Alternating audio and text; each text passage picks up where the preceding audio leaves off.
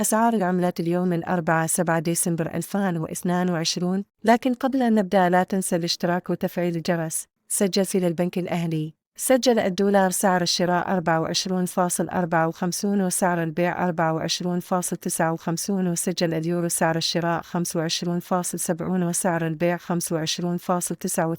وسجل الجنيه الاسترليني سعر الشراء 29.84 وسعر البيع 30.10. وسجل الريال السعودي سعر الشراء 6.52 وسعر البيع 6.54.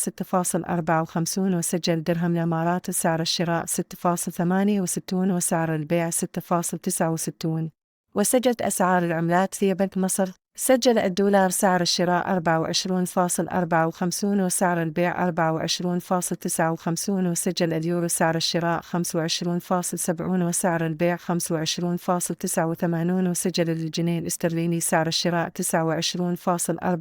وسعر البيع 30.10. وسجل الريال السعودي سعر الشراء 6.52 وسعر البيع 6.54. وسجل درهم الإمارات سعر الشراء 6.68 وسعر البيع 6.69.